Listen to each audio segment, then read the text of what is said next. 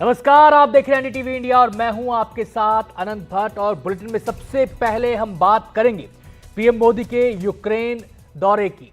रूस और यूक्रेन के बीच 2.5 साल से जारी जंग के बीच प्रधानमंत्री मोदी यूक्रेन के दौरे पर हैं।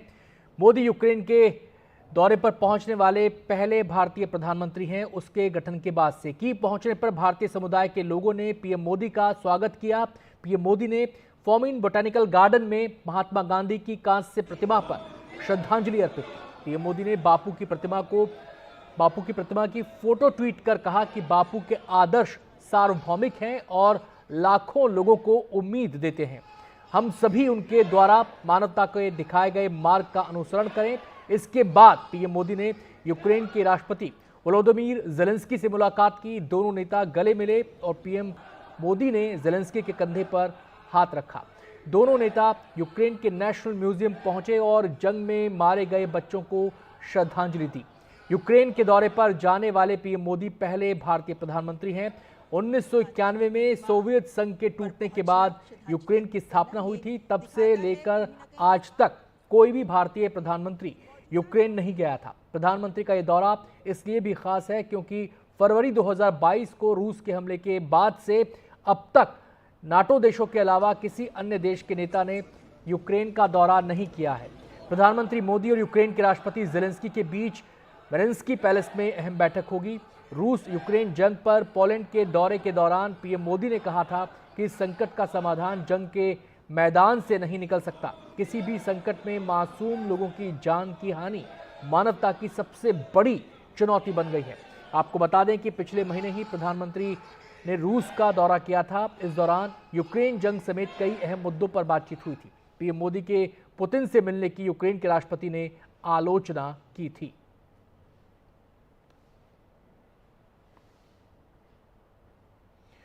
यूक्रेन के राष्ट्रपति आवास पर पीएम मोदी और ज़ेलेंस्की की मुलाकात पर हमारे सहयोगी उमाशंकर सिंह की ये ग्राउंड रिपोर्ट देखिए। यूक्रेन के राष्ट्रपति ज़ेलेंस्की का सरकारी आवास है और यहीं पे प्रधानमंत्री मोदी के साथ उनकी मुलाकात जो है वो चल रही है। और जैसा कि हम देख सकते हैं यहाँ पे भारतीय जो तिरंगा है वो भी लगाया गया है यूक्रेन के झंडे के साथ। और ये जो है ये काफ़ी एक भारी सुरक्षा वाला इलाका है। यहाँ पर परिंदा भी पर ना मार सके इस तरह की सुरक्षा व्यवस्था जो है की गई है। और एयर रेड से भी इस इलाके को पूरी तरह से सुरक्षित रखने के लिए हवाई सुरक्षा भी यहाँ पे ज़बरदस्त रखी गई है। क्यों शहर के अलावा इस इलाके की एक अलग से जो सुरक्षा व्यवस्था है वो की गई है। तो यहीं प्रधानमंत्री नरेंद्र मोदी और राष्ट्रपति ज़ेलेंस्की की जो मुलाकात है वो हो रही है। द्विपक्षीय मुद्दों पर बात होगी और द्विपक्षीय मुद्दों के बातचीत के साथ साथ जो सबसे ज़्यादा जो जोर है वो शांति स्थापना पर है। क्योंकि जब तक शांति नहीं होगी तब तक कोई भी जो एक समझौता है या कोई भी जो निर्यात आयात है वो सामान्य नहीं हो सकता। जिस तरह से ब्लैक सी के ज़रिए जो जहाज़ों का आना जाना है वो बाधित है रूस के हमलों की वजह से और यूक्रेन की जवाबी कार्रवाई की वजह से। और दूसरी तरफ ये भी है कि 5 इलाकों को और एनेक्स कर चुका है रूस। और यूक्रेन की मांग है कि उन इलाकों को रूस जो है वो वापस करे तभी बातचीत आगे बढ़ सकती है। दूसरी तरफ कुर्स्क के इलाके में यूक्रेन की सेना जाकर बैठ गई है और रूस इस बात से बौखलाया हुआ है। तो जो दोनों देशों के बीच युद्ध के हालात हैं वो काफ़ी जटिल हैं। तुरंत में कोई समाधान निकलने की संभावना नज़र नहीं आ रही। लेकिन भारत के प्रधानमंत्री जो कि रूस के राष्ट्रपति से मिलकर उनको कह चुके हैं कि युद्ध का काल नहीं है। और जब जुलाई में उनकी मॉस्को में मुलाकात हुई थी तो उन्होंने कहा था कि कोई भी समाधान जो है युद्ध के मैदान से नहीं निकल सकता। तो इस बैकड्रॉप में अब जबकि यूक्रेन में है प्रधानमंत्री मोदी और ज़ेलेंस्की से उनकी मुलाकात हो रही है तो ऐसे में वो क्या मैसेज यहाँ पर देते हैं, क्या कोई व्यक्तिगत संदेश जो है राष्ट्रपति पुतिन की तरफ से उसको डिलीवर करते हैं। इस तरह की जानकारी भी निकलकर सामने आई कि एक संदेश लेकर वो आए हैं।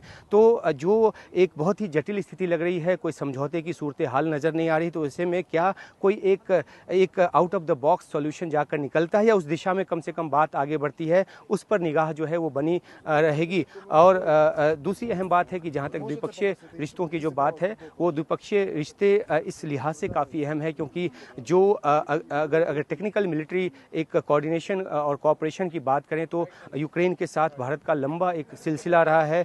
जो गैस टरबाइन इंजन्स हैं उसका भारत जो है वो बहुत बड़ा खरीदार रहा है, उसका आयात करता रहा है और फार्मास्यूटिकल्स समेत कई सारी ज़रूरी जो चीज़ें हैं वो भारत जो है यूक्रेन को देता है और बड़ी तादाद में यूक्रेन में भारतीय छात्र जो हैं वो पढ़ाई करते हैं।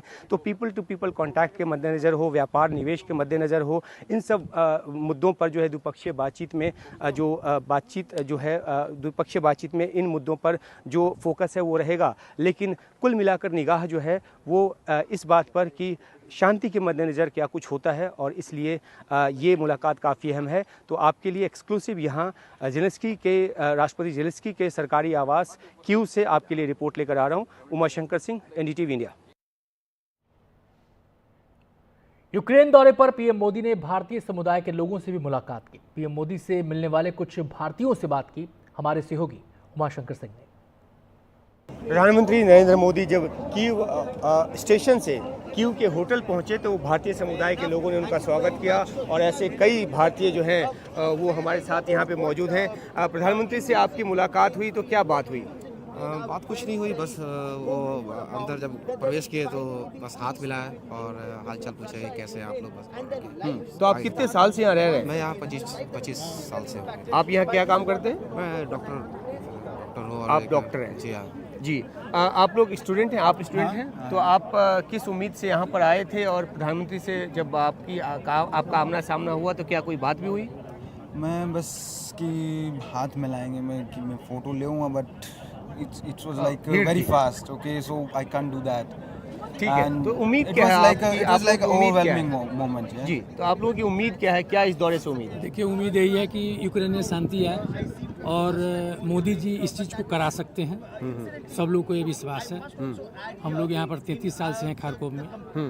आप खारकीव में? खारकीव में हम लोग जो है खारकीव तो काफ़ी ज़्यादा जो है सो डिस्टर्ब है और इसी आशा के साथ हम लोग आए हैं कि मोदी जी कुछ जो है सो कर सकते हैं। जी, तो उन्होंने कुछ आप लोगों को संबोधन भी दिया, कुछ बात की? उन्होंने कहा कि ओम शांति, हाथ मिलाए हम लोग और उन्होंने कहा कि ओम शांति, हम आ गए हैं, कुछ ना कुछ होगा, सब अच्छा होगा। क्या बोला? बोले कि सब अच्छा होगा, सब अच्छा होगा, हम आ गए हैं। भाई एक लगा उनके आंख में, जो एक नहीं लगता है, जो विश्वास एक लगा, एक भरोसा आपको दिखा। हम लोग एक भरोसा, और पूरी दुनिया की निगाह लगी है इस दौरे पर। तो जी, आपने मुलाकात? खारकोव से ही हैं, सब अच्छा। लोग मिले हैं और उम्मीद है कि हम उनके तो खारकीव में किस तरह के हालात अभी हैं? क्योंकि बहुत ज़्यादा वो तो सीमाई इलाका है, लेकिन फिर भी रहने योग्य है, इसलिए हम लोग अभी भी वहीं रह रहे हैं। क्या काम कर रहे हैं आप वहाँ पे अभी? वहाँ पे ड्राई फ्रूट्स का बिजनेस है। जी, तो युद्ध की वजह से काफ़ी बाधित भी हुआ होगा? बहुत ज़्यादा, फिर भी उम्मीद है कि इनके आने से हम लोगों का जो है सो आगे का भविष्य सही हो इस देश का। तो जितने भी भारतीय समुदाय के लोगों से हम बात कर रहे हैं, सबको उम्मीद इसी बात की है कि शांति स्थापना हो, क्योंकि शांति स्थापना से ही तमाम बातें जुड़ी हुई है, चाहे वो आर्थिक हो या जो द्विपक्षीय संबंधों की बात हो। इसमें अगर एक बार शांति स्थापना होती है, इस देश में युद्ध रुकता है, तो फिर जो रिश्तों की जो गाड़ी है, जो आदान प्रदान है, जो एक्सपोर्ट इंपोर्ट है, वो पहले की तरह से और उससे ज़्यादा मजबूती से आगे बढ़ेगा। तो शांति स्थापना सबकी पहली उम्मीद, और इसी उम्मीद के साथ भारतीय समुदाय के लोगों ने प्रधानमंत्री से यहाँ कीव में मुलाकात की। तो देखा और सुना आपने, भारतीय समुदाय इस यात्रा को काफी उम्मीदों से देख रहा है और निगाहें वैसे पूरी दुनिया की इस यात्रा पर टिकी हुई हैं। केंद्रीय मंत्री हरदीप पुरी ने पीएम के यूक्रेन दौरे पर कहा है कि पीएम मोदी का आह्वान है कि ये शांति का समय है। ये संदेश न सिर्फ इस यात्रा में बल्कि सभी के लिए बहुत अच्छी तरह से प्रतिध्वनित होगा, क्योंकि जिस तरह से भू राजनीतिक स्थिति विकसित हो रही है उसमें शांति के लिए भारत का समर्थन बहुत महत्वपूर्ण है। देखिए उनका बहुत वार्म स्वागत हुआ पोलैंड में भी और अभी यूक्रेन में भी, और जो माननीय प्रधानमंत्री जी का कॉल है that this is a time for peace, this is a time to use diplomacy, ये जो मैसेज है ये बहुत अच्छी तरह रेजोनेट करेगा, सिर्फ इसी विजिट में नहीं पर बाकी भी, क्योंकि ऐसा है कि जियोपॉलिटिकल सिचुएशन जिस तरीके से इवॉल्व हो रही है, इसमें इंडिया की support for the process of peace और डिप्लोमेटिक चैनल्स को यूज करके ये बहुत ही महत्वपूर्ण है। पीएम के यूक्रेन दौरे पर नजर है हमारी, और भी अपडेट्स आपको देते रहेंगे। फिलहाल अगली खबर का रुख करते हैं और बड़ी खबर आ रही है मुंबई से। बॉम्बे हाईकोर्ट ने राज्य सरकार से कहा है कि किसी भी राजनीतिक पक्ष को बंद करने की इजाजत नहीं है। अगर कोई ऐसा प्रयास कर रहा होगा तो उसके खिलाफ नियमों के मुताबिक कार्रवाई की जाएगी। सीधे हम रुख करेंगे, संवाददाता पारस दामा हमारे साथ जुड़ गए हैं डिटेल्स बताने के लिए। क्या कहा है हाईकोर्ट ने, विस्तार से बताएं।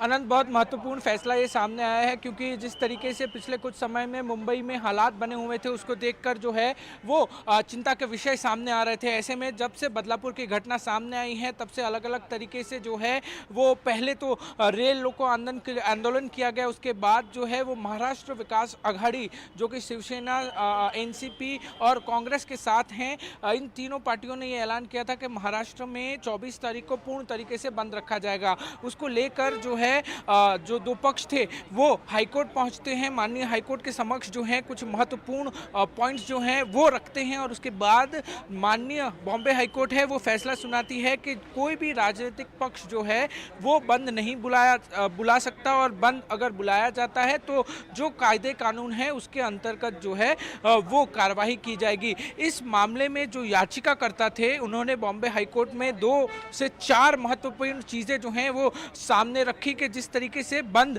जब भी होता है तो लोगों को बड़ा नुकसान होता है, किस तरीके से जो स्टेट मशीनरी है वो पूरी तरीके से बंद में लग जाती है तो बाकी चीज़ों पर जो है ध्यान देना मुश्किल हो जाता है। जो बंद होता है वो इलीगल तरीके से किया जाता है, गैरकानूनी माना जाता है। ये सारी चीज़ें जो हैं वो याचिकाकर्ताओं ने माननीय बॉम्बे हाईकोर्ट के समक्ष रखी। वहीं जिस तरीके से उद्धव ठाकरे ने आज प्रेस कॉन्फ्रेंस बुलाई थी और उसमें उन्होंने कहा कि हम रेल रोकेंगे, बस जो है वो नहीं चलनी चाहिए, बाकी सारी चीज़ें होनी चाहिए जब तक न्याय नहीं मिलता है। बदलापुर में जो घटना हुई थी उस पूरे मामले में उसका भी वर्णन करते हुए एक याचिकाकर्ता ने यहाँ पर कहा कि इस तरीके की तैयारियां जो हैं वो पॉलिटिकल पार्टियों की तरफ से की जा रही है और ये राज्य के लिए सबसे बड़ी मुश्किल खड़ी कर सकती हैं। ऐसे में अभी जो है वो मौखिक तौर पर ये ऑर्डर सुनाया गया है कि कोई भी राजनीतिक दल है अनंत वो बंद नहीं बुला सकता है। अगर बंद बुलाया जाता है और कोई भी ऐसी गतिविधि की जाती है तो उसके खिलाफ कानून के हिसाब से जो है वो एक्शन लिया जाएगा।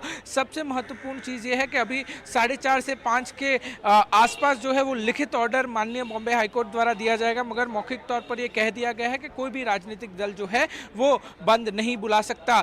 इस पूरे हियरिंग में तकरीबन 3 घंटे चली इस हियरिंग में सबसे महत्वपूर्ण ये है कि किस तरीके से बंद बुलाने पे जो स्टेट मशीनरी है उसका नुकसान होता है, जो लोग राज्य में रहते हैं उनको नुकसान होता है, जो मिडिल क्लास लोग हैं उनको किस तरीके की स्थिति का सामना करना पड़ता है। कुछ बच्चे हैं जो मिड डे मील के सहारे पूरी स्कूल की जो लाइफ होती है वो काटते हैं, स्कूल जाते हैं वहाँ मिड डे मील उनको मिलता है, उसकी वजह से उनको खाना मिल पाता है। ये सारी तमाम दलीलें जो हैं वो याचिकाकर्ताओं के जरिए जो है बॉम्बे हाईकोर्ट के समक्ष रखी गई और उसके बाद बॉम्बे हाईकोर्ट ने अपना फैसला सुनाया है। मौखिक तौर पर रिटर्न ऑर्डर आना अभी बाकी है। आनंद, बहुत बहुत शुक्रिया आपका पारस इस पूरी विस्तार से जानकारी देने के लिए।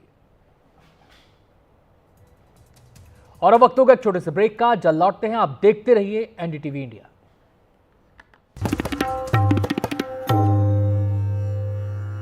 और अब बात सियासत की करेंगे। जम्मू कश्मीर विधानसभा चुनाव को लेकर बीजेपी में हलचल तेज हो गई है। बीजेपी अध्यक्ष जेपी नड्डा के घर जम्मू कश्मीर बीजेपी के कोर ग्रुप की बैठक चल रही है।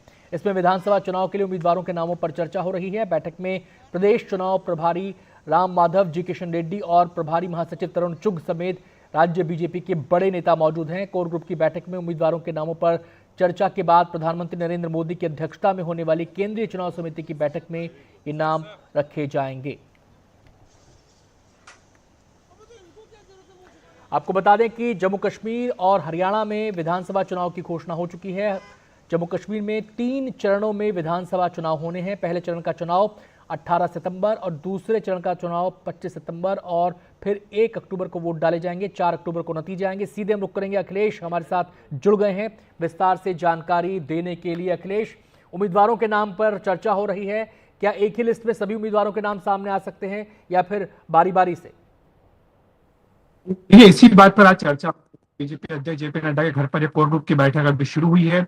इसमें जो जम्मू कश्मीर के प्रभारी बनाए गए चुनाव के राम माधव, जी किशन रेड्डी ये भी मौजूद है, साथ ही तरुण चुग जो कि बीजेपी के महासचिव हैं और राज्य के प्रभारी वो भी मौजूद हैं। केंद्रीय मंत्री जितेंद्र सिंह भी इस बैठक में आए हैं। ये बड़ी बैठक है क्योंकि इसमें राज्य बीजेपी के भी वरिष्ठ नेताओं को बुलाया गया है। ये Jammu Kashmir BJP core group की बैठक है।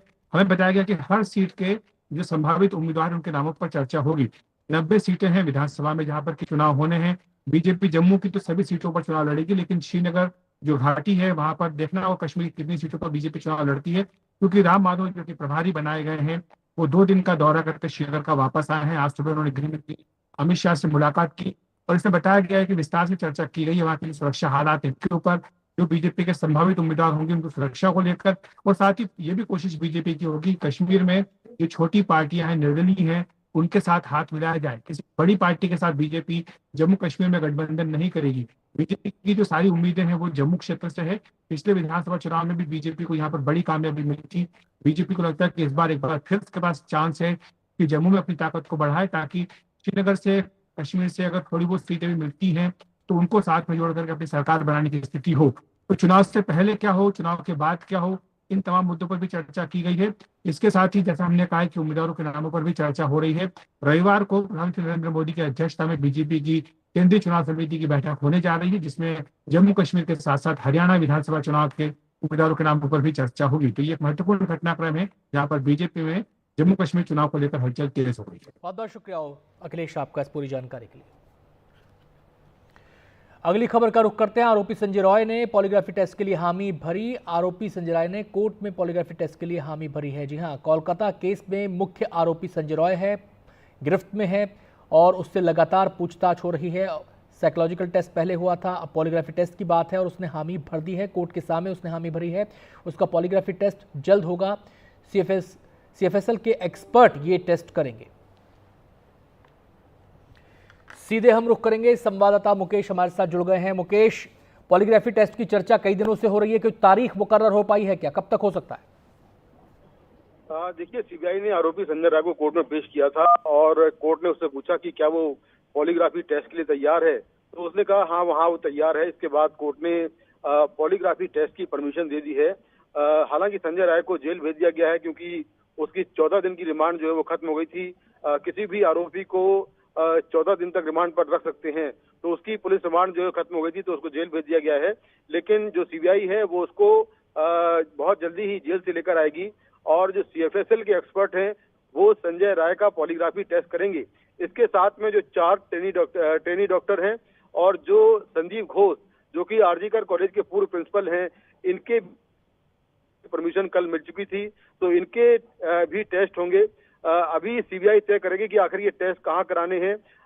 उनके जो एक्सपर्ट हैं सीएफएसएल के, वही ये टेस्ट करेंगे। एक टेस्ट में 3 से 4 घंटे का वक्त लगता है, तो कुल 6 लोगों के पॉलीग्राफी टेस्ट होने हैं। बारी बारी से सभी के टेस्ट होंगे।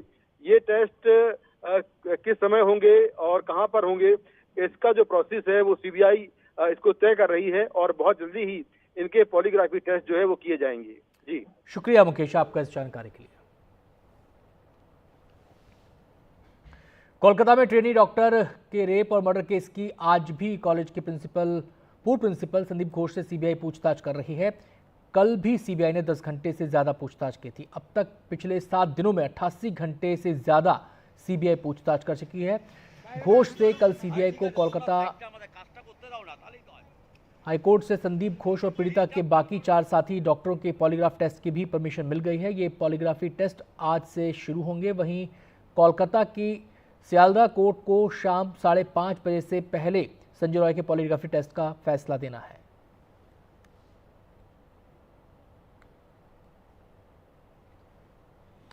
वहीं संजय रॉय की बहन का कहना है कि अगर उनके भाई ने वाकई कुछ गलत किया है तो कानून जो भी सजा देगा वो मंजूर है।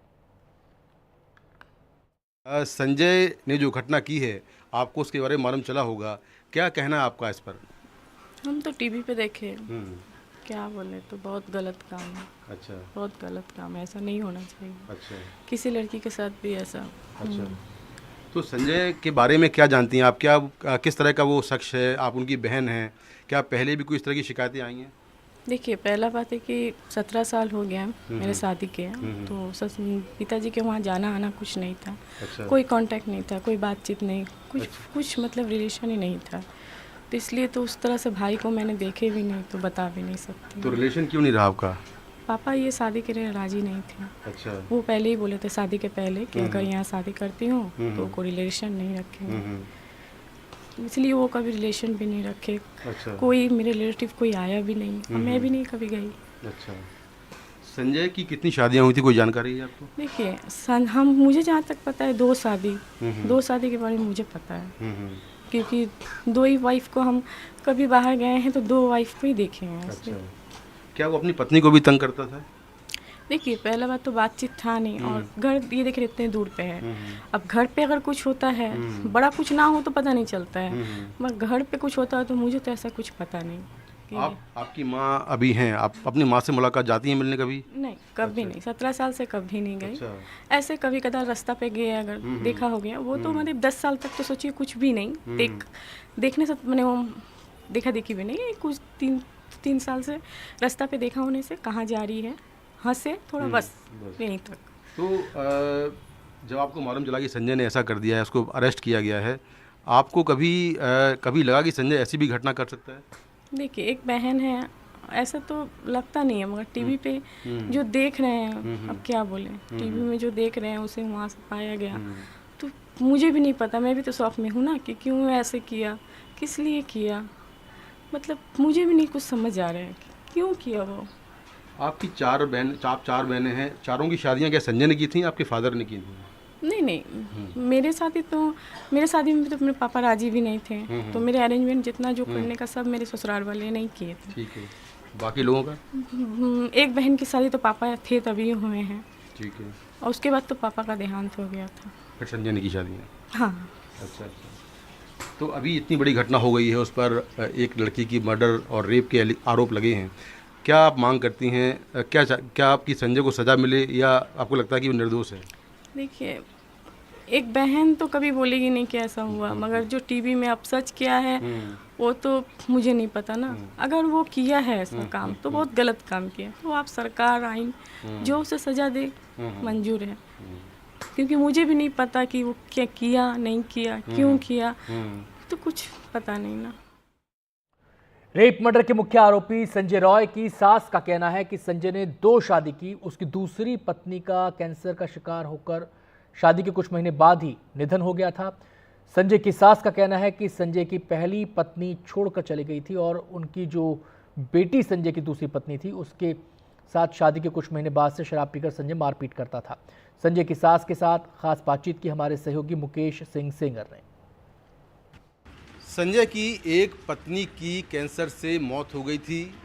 उनकी जो सास है संजय की, वो मेरे साथ हैं, उनसे बात करते हैं। संजय की शादी आपकी बेटी से कब हुई थी और कब उनकी मौत हो गई थी? 19 फरवरी में शादी 22 में। अच्छा। हाँ।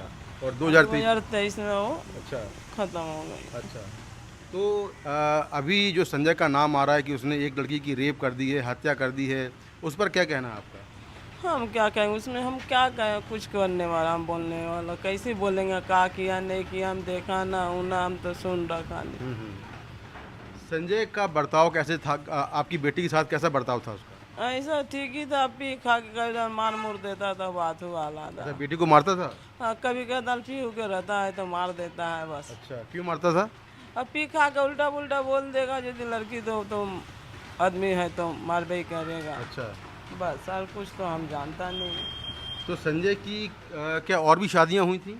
हाँ, आगे का शादी हुआ था, एक शादी और हुआ था। हाँ, आगे पहला फर्स्ट, तो वो भी छोड़ दिया है। वो क्यों छोड़ दिया? वो मालूम नहीं है, छोड़ कर चल गया था। उसके बाद में हम बोला तुम्हारा डिवोर्स पेपर दिखाओ, बोला मेरा डिवोर्स पेपर है, बोला अच्छा बस। तो आपकी बेटी आपसे बात करती होगी, बताती होगी संजय की तबीयत खराब उराब हो गया, उसका बाद से कुछ बातचीत में बेटी से नहीं। तबीयत खराब होने के पहले बताती होगी संजय की? आगे जो था उसका घर में था, फिर 3 महीना का प्रेग्नेंट था, उसमें खराब हो गया वो, उसी उसका बाद से बीमार गिरने लगा। अच्छा, बस। अच्छा, प्रेग्नेंट थी वो? हाँ, 3 महीना का। 3 महीने का, उसी टाइम उसकी डेथ हो गई थी? हाँ, उसी में तबीयत खराब हो गया उसी से। तो क्या शादी के बाद से ही वो मारपीट करने लगा था? नहीं, एक दिन मारा था तो क्या समझेगा। अच्छा, तो बेटी आपकी बोलती थी किस तरह का आदमी है, कोई बताती थी? बेटी बोलना मम्मी कोई तरह का आदमी नहीं नजर आ रहा हमको, बस। अच्छा अच्छा, और कुछ नहीं बोलना। आपके पास आता था यहाँ पे? नहीं, कभी कदाल आता था, एक रोज 2 महीना में 6 दिन में एक दिन आया तो का। अच्छा, बस। बात करता था आपसे? नहीं, बात नहीं, अभी तो इधर 1.5 साल से आ नहीं रहा। अच्छा अच्छा अच्छा अच्छा। बेटी जब खत्म हो उसका बाद से आना जाना बंद है, नहीं आ रहा है। तो आपको क्या लगता है उसको सज़ा मिलनी चाहिए? ये देखिए कैसे हम बोलेंगे सर, आप ही बोलिए, आप ही समझिए, सोच को बोलिए, हम कैसे क्या बोलें। इतने गलत काम के आरोप लगे हैं, सज़ा तो मिलनी चाहिए ना। अब क्या हमको कुछ समझ नहीं आता, उससे कुछ रिश्ता नहीं है, हम उससे कुछ बात नहीं करते। अच्छा।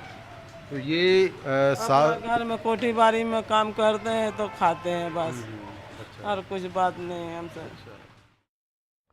महाराष्ट्र के कोल्हापुर में नाबालिग से रेप और हत्या के मामले में बड़ा खुलासा हुआ है। पुलिस ने इस मामले में बच्ची के मामा को गिरफ्तार किया है। पुलिस के मुताबिक बच्ची के दूर के रिश्ते में मामा लगने वाले दिनेश कुमार साहा ने दुष्कर्म के बाद बच्ची की हत्या कर दी थी।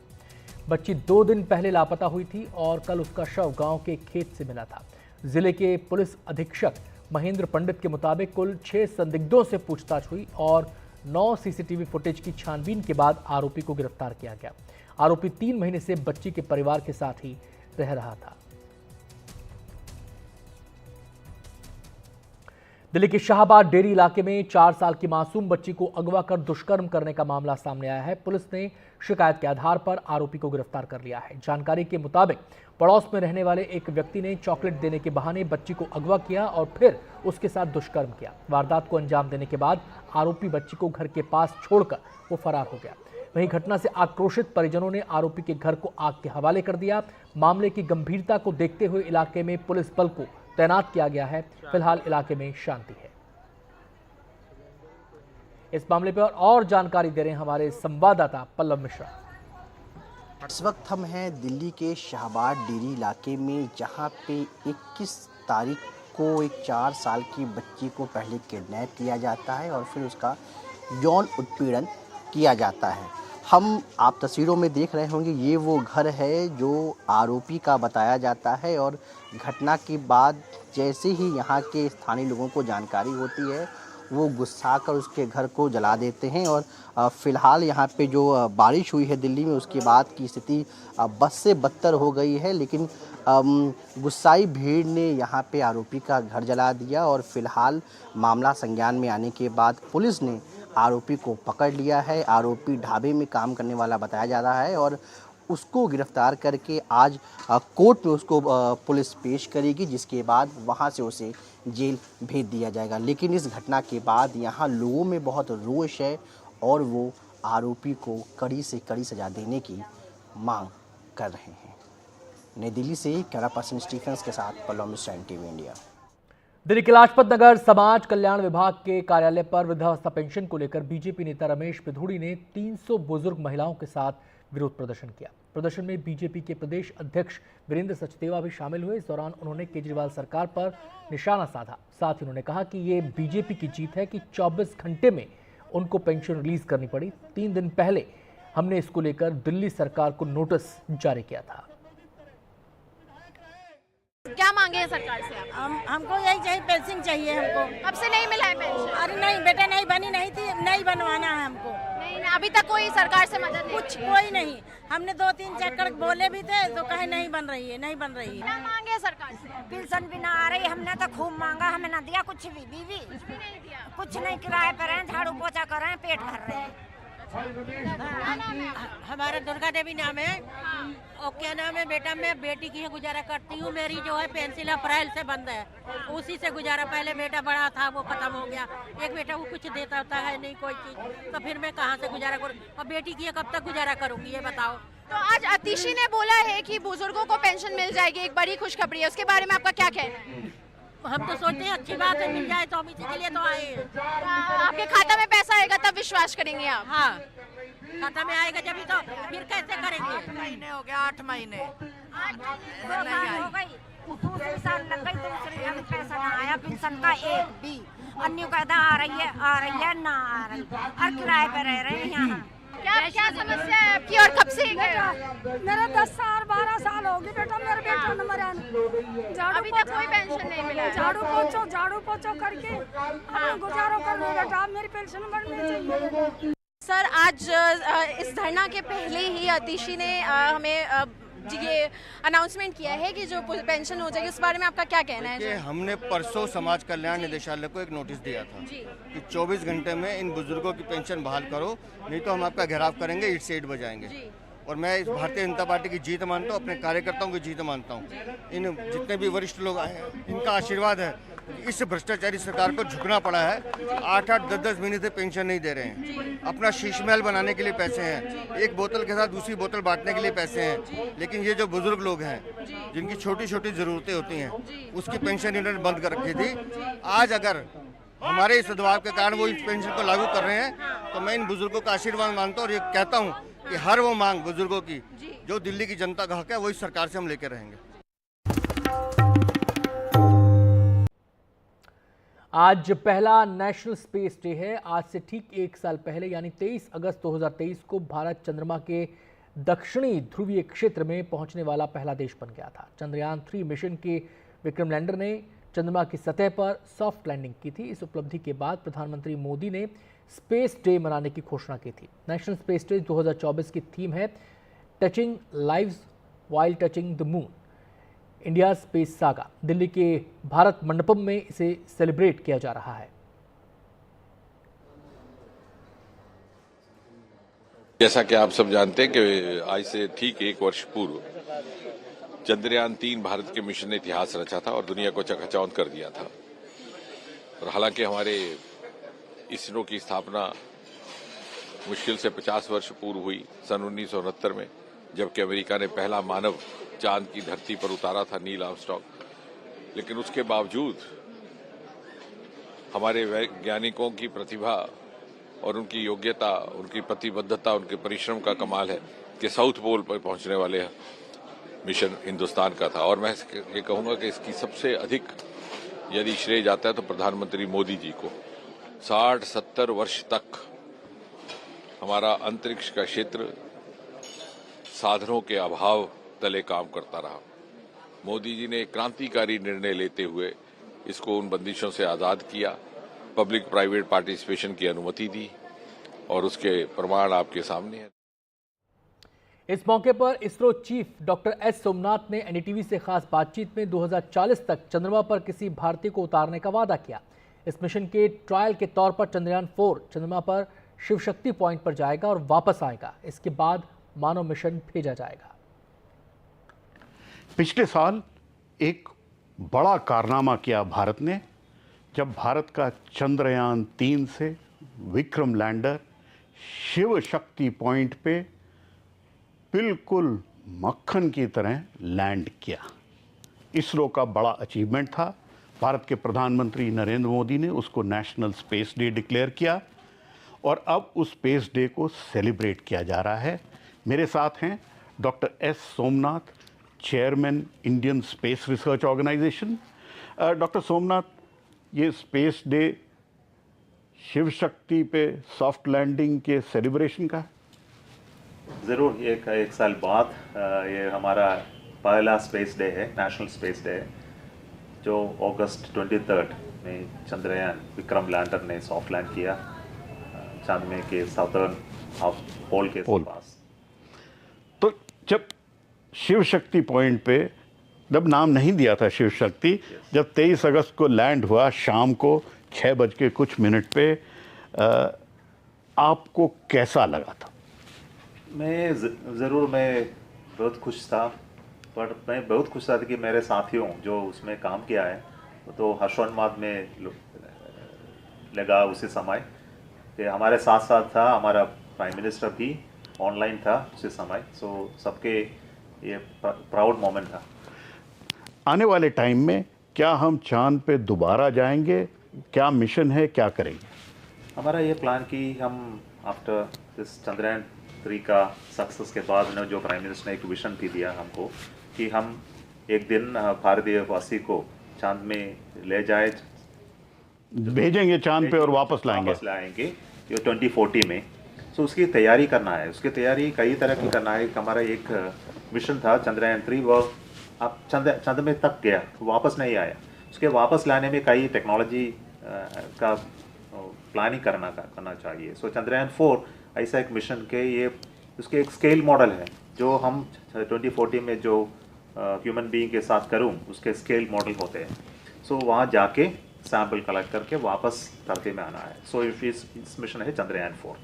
तो उसके बीच में एक आपके पास जापान के साथ भी मिशन है। हम उसका प्लानिंग करते ही रहती है, इसका अभी तक अप्रूव नहीं किया है। इसमें लूपक्स करते हैं, लूनर पोलर एक्सपेरिमेंट है। इसमें एक रोवर होगा, जो रोवर जापान ने करेगा, उसका लैंडर को हमको तैयार करना है और लॉन्चिंग उनके रॉकेट में करेंगे। यही है इसका प्लानिंग। सो इस रोवर तो 10 गुना अधिक बढ़िया होगा और हमारे प्रज्ञान के कंपैरिजन में।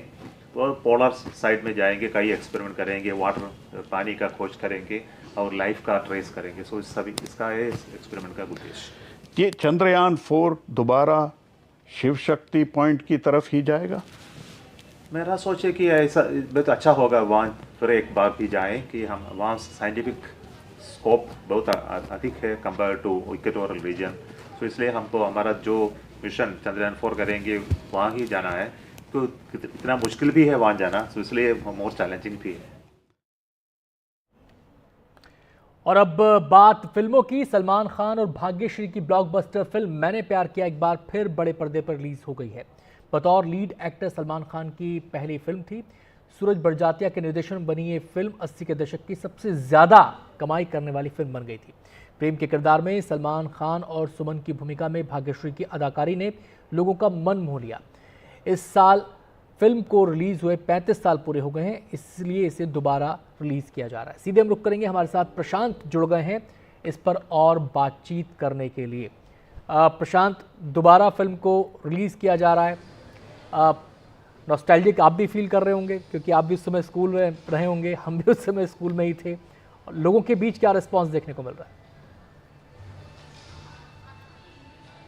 देखिए, आपको समझना पड़ेगा कि फिल्म री रिलीज़ क्यों हो रही है। री रिलीज़ इसलिए नहीं हो रही है कि 35 साल होते हैं या नॉस्टैल्जिक, ये एक बहाना होता है कि 35 साल हो गए या 50 साल हो गए या 20 साल हो गए। असल में प्रॉब्लम क्या होती है कि सिनेमा हॉल में कंटेंट की कमी हो जाती है। लोगों को उम्मीद थी कि 15 अगस्त को जो फिल्में रिलीज़ होंगी वो फिल्में अच्छा करेंगी, लेकिन तीनों फिल्में से स्त्री 2 जो है वो अच्छा कर रही है, वेदा और खेल खेल में ने अच्छा नहीं किया है।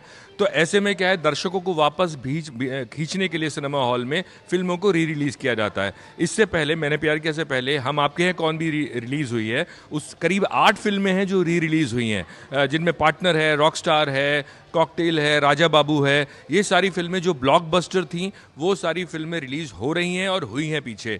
और अब क्योंकि वापस से कंटेंट की कमी हुई इसलिए फिल्म रिलीज़ हुई। जो लोग, आज मैं सिनेमा हॉल में जहाँ खड़ा हूँ, ये पूरे मुंबई में कुछ 3 सिनेमा हॉल्स में लगी है। ये जहाँ खड़ा हूँ ये PVR इन्फिनिटी मॉल है अंधेरी में, जहाँ पे इसका सिर्फ एक शो था सुबह 12:30 बजे, दोपहर को 12:30 बजे, जो थोड़ी देर पहले ख़त्म हुआ और इसमें करीब 25-30 लोग थे। तो नो डाउट जिन लोगों को जो नॉस्टैल्जिया है, जो लोग सलमान खान और उनको भाग्यश्री को बड़े पर्दे पर देखना चाहते हैं, वो लोग उसको देखने जाते हैं। लेकिन इसमें एक और बड़ी कमी होती है कि लोगों को पता नहीं लगता कि ये फिल्में कब रिलीज़ हो रही हैं। हाँ, अमिताभ बच्चन का जब जन्मदिन हुआ तो एक पूरा फेस्टिवल अमिताभ बच्चन की फिल्मों का चला, वो पता लग जाता है क्योंकि वो कुछ दिन पहले बता दिया जाता है। लेकिन ऐसी फिल्मों का ज़्यादातर लोगों को पता नहीं होता कि कब रिलीज़ हो रही है। जिनको पता लग जाता है, कहीं किसी ने आर्टिकल पढ़ लिया तो वो लोग आ जाते हैं। तो जाहिर सी बात है। और सबसे बड़ी बात है कि आपको मालूम होगा कि री रिलीज़ का चलन बड़ा पुराना था। जब तक वीडियो कैसेट्स नहीं आए थे, DVDs नहीं आए थे और मल्टीप्लेक्सेस नहीं थे, क्योंकि उस वक्त पॉपुलेशन बहुत ज़्यादा थी और फिल्म के 4 शो होते थे मैक्सिमम। तो सारी ऑडियंस को उन 4 शो में महीनों फिल्में चलती थीं। लेकिन जब नई फिल्म रिलीज़ होती थी तो वो फिल्म उतारनी पड़ती थी। लेकिन जब DVD वगैरह आए और VCR आया तो उस वक्त वो पुरानी फिल्में सब लोग वीडियो कैसेट पे देखने लगे, फिर DVDs पे देखने लगे और फिर मल्टीप्लेक्स में तो जो फिल्में थीं जब आई तो सारे जितनी ऑडियंस, जितनी पॉपुलेशन होती थी सब देख पाती थी। तो इसलिए री रिलीज़ बंद हो गई। लेकिन अब री रिलीज़ वापस इसलिए है कि कंटेंट की कमी है, फिल्में चल नहीं रही हैं। प्रशांत, ये और बता दें चलते चलते संक्षेप में कि जिन 3 सिनेमाघरों का आपने जिक्र किया, वहाँ पे जो भी शोज़ हैं, क्या ये कंटिन्यू करेंगे या ये आज भर के लिए था? देखिए, 1 हफ्ते के लिए एक फिल्म रिलीज़ होती है, ये सिर्फ 1 हफ्ते चलाई जाती है। उसमें जो भी होता है, कलेक्शन होता है। जैसे लैला मजनू रिलीज़ हुई तो उसका जो कलेक्शन था जब ओरिजिनल रिलीज़ थी उससे ज़्यादा कलेक्शन हुआ। वो एक अकेली फिल्म है जिसने ऐसा किया। बाकी जो फिल्में उनका और जो टिकट भी होते हैं वो बड़े सस्ते होते हैं। वीकेंड पे 99 रुपये और वैसे 112, इस सिनेमा हॉल में 112 रुपये का टिकट है। तो ऐसे में वो लोग जिनको फिल्म देखनी है या जिनके पास खाली टाइम है वो भी कई बार ये फिल्में देखने चले आते हैं। तो 1 हफ्ते के लिए फिल्में रिलीज़ होती हैं। बहुत बहुत शुक्रिया प्रशांत आपका इस जानकारी के लिए। अगली खबर का रुख करते हैं। दिल्ली के उल्लास सत्यनारायण ने सभी आम बच्चों की तरह क्रिकेट से ही अपने खेल जीवन की शुरुआत की। उल्लास आम बच्चों की तरह विराट कोहली के ज़बरदस्त फैन भी बन गए, लेकिन अब बास्केटबॉल की दुनिया खुद उल्लास को एक स्टार की तरह देख रही है। वो अगले महीने बास्केटबॉल की वर्ल्ड नंबर 2 सर्बिया की केएलएस लीग में हिस्सा लेने जा रहे हैं। उन्हें उम्मीद है कि भारत में आ रही बास्केटबॉल की लीग खिलाड़ियों के टैलेंट के सहारे भारत 2028 लॉस एंजल्स ओलंपिक्स में हिस्सा लेने में कामयाब होगा।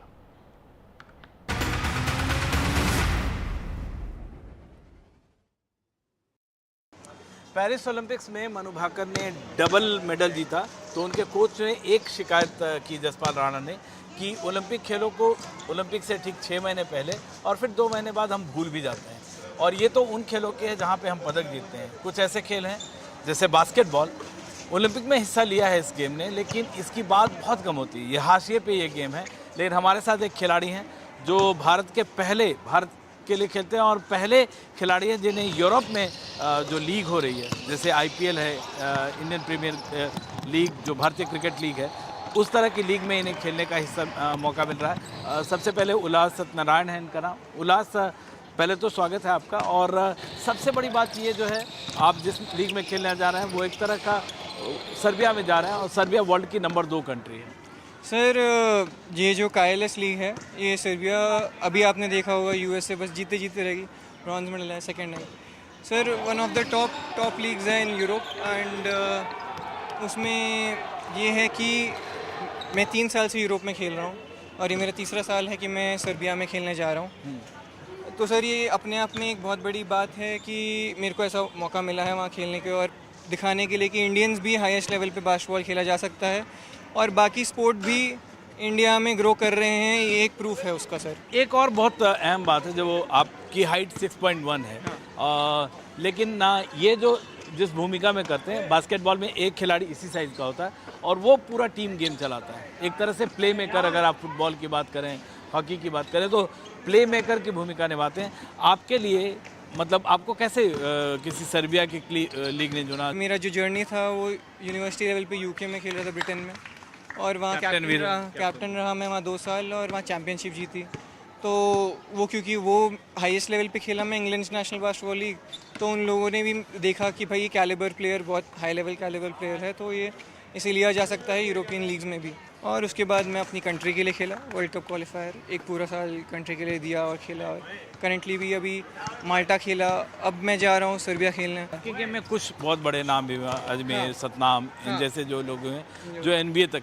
आप इस गेम में अल्टीमेट ड्रीम क्या है? सर, अल्टीमेट ड्रीम NBA खेलना ही है। हर किसी प्लेयर का NBA खेलना ही रहता है और उस मुकाम तक पहुंचने के लिए ये सर्बिया मेरे लिए एक स्टेपिंग स्टोन बन जाता है। सर, तो अब आप जैसे हम लोग बता रहे थे कि 1980 में हम एक ओलंपिक्स खेले थे मॉस्को में, उसके बाद 5-6 बार हमने एशियन गेम्स भी खेला है, 2014 तक एशियन तक हमने खेला। आपको लगता है कि इंडिया में जो हाइट है, जो एक कहते हैं आप 6.1 हाइट होते हुए भी आपको चुना गया पॉइंट गार्ड पोजीशन की वजह से, आपको लगता है इंडिया में पोटेंशियल है कि हम बास्केटबॉल को आगे ले जा सकते हैं? सर, इंडिया में बहुत पोटेंशियल है, पोटेंशियल की तो कोई कमी नहीं है। हर दूसरी जगह पे एक प्लेयर दिखेगा जो 6'8", 6'9", 6'7", कोई लिमिट ही नहीं है सर टैलेंट की इंडिया में। और सबसे बड़ी बात यह सर, इंडिया में अब लीग आने जा रही है, तो वो लीग जो है बच्चों के लिए और पेरेंट्स के लिए एक वो रहेगा कि बच्चा प्रोफेशनली बास्केटबॉल खेल सकता है अब। तो ये लीग आने की वजह से आपको ये टैलेंट दिखेगा कि हर कोई, मैं ही नहीं, हर कोई बच्चा जो इंडिया में बास्केटबॉल अच्छे लेवल पे खेलता हो उसको रिकग्निशन मिलेगा। हमारा जो कंट्री है वो यही तैयारी कर रहा है कि अगले ओलंपिक्स में बास्केटबॉल को भी देखें। उल्लास, इंडिया में अगर कोई खेलता है, खासकर दिल्ली के आप रहने वाले हैं, नॉर्मली क्रिकेट के लिए बोलेंगे, आपने क्या कभी क्रिकेट पे हाथ आजमाया? आपके लिए क्रिकेट या दूसरे खेल, बॉलीवुड, कौन है? सर, आइडल अगर आप बोलोगे तो जैसे क्रिकेट में लिया जाए तो विराट कोहली हैं हमारे, जो हाईएस्ट लेवल पे पहुंचे हैं क्रिकेट में। एंड उनका मेंटालिटी भी जो है वो अपने बास्केटबॉल से ही आता है। कोबी ब्रायंट करके जो हैं, उनकी मेंटालिटी यूज़ करते हैं वो कि you have to be the best basketball player और cricketer that you can be. You have to work every single day and you are your own competition. तो बास्केटबॉल एक ऐसा जरिया है जिसके थ्रू पैसा भी कमा सकते हैं, जैसे आप जा रहे हो, और इसको करियर बना सकते हैं। इसको करियर बना सकते हैं। और सर लीग जो मैं कह रहा हूँ प्रोफेशनल लीग, वो वही है कि जैसे कोई और जॉब होता है वैसे ही ये भी एक जॉब रहेगा इंडिया में स्पोर्ट्स को डेवलप करने के लिए। सर ये लीग बहुत इंपॉर्टेंट है। और ये तो आप कह रहे हैं कि इंडियन प्रीमियर लीग के तर्ज पे जो शुरू हो रहा है, हाँ। ये बास्केटबॉल लीग, हाँ। उससे वो एक गेम चेंजर साबित होगा इंडिया के लिए। सर डेफिनेटली, क्योंकि अगर आप कोई भी स्पोर्ट देखोगे, कोई भी स्पोर्ट ग्रास रूट लेवल पे, स्कूल लेवल पे खेलते हैं हम, उसके बाद हम कॉलेज लेवल पे खेल लेते हैं, उसके बाद सर उसके बाद क्या, उसके बाद कुछ है नहीं ऑप्शन प्लेयर्स के लिए। कोई भी स्पोर्ट लो, तो जब कोई एक लीग होती है जिसमें तुम जॉब की तरह उसे संभालते हो और खेलते हो, प्रोफेशनल जिसे कहते हैं,